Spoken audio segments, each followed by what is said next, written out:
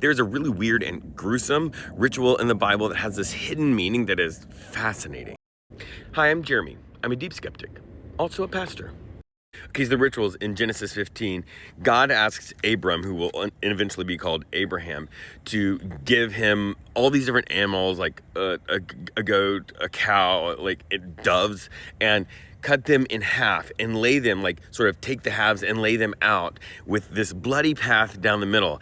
And in the ancient world, this was not an unusual ritual. It seems weird to us and it seems incredibly gruesome, but it had this happened in a very specific setting where a king or a really high individual was making some sort of contract or covenant with a lower individual. And the idea is that the ritual would be that the higher person would be on one side, the lower person would be on the other side, and the lower person would walk in the blood all the way to the higher person, and as part of like the signing of the contract. And what they were saying in that ritual was that if I don't, the lower person, if I don't meet my end of the bargain, then let what happened to these animals happen to me. Like, I will pay the price for breaking this deal in my own body.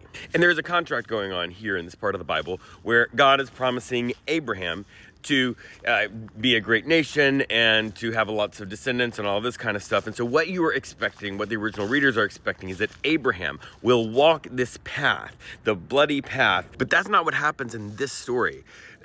I know it sounds intense. The ancient world is really intense. But what actually happens in this story is that a symbol of the presence of God, a smoking fire pot and a torch, actually walks the path. Now, this is curious because in these kinds of, it was called the Suzerain Vassal Tree, the higher person, nobody expected they were going to give them something, money, property, whatever, and it was never a question of whether or not the higher person was going to meet their end of the bargain, because normally it was going to be fulfilled almost right away. So in this covenant between God and Abram, there's never a question of like, is God going to make good on God's promises? Is Abram going to make good on Abram's side of the contract?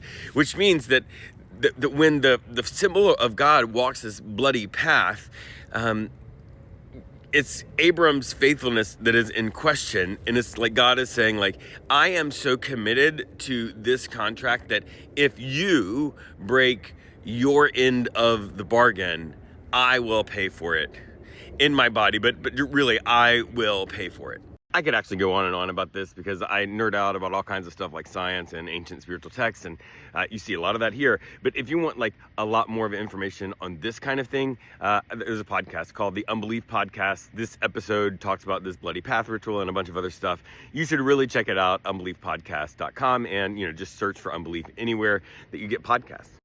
And like the bigger message of this is really cool because it's one of the bigger messages of Christianity in general, which is that God wants to have a connection with us. And that what's really cool and what a lot of Christians get very wrong is that it's not based on us doing the right thing, and our life doesn't need to be obsessed with getting every single thing right. There's a lot of people who have been hurt by the church, me, other people, that have a hard time just receiving anything from the church at all. And so in another way, what this is saying is that, like, really wherever you experience God, the universe, any of those connections, if it's walking in the woods or if it's fighting for justice or whatever, wherever you experience that connection's real. That connection is God, is the universe, whatever you want to call it, because God is just wanting to connect and show God's love for us. At least that's the message of this story, and I think the deeper message of Christianity that a lot of people get really wrong.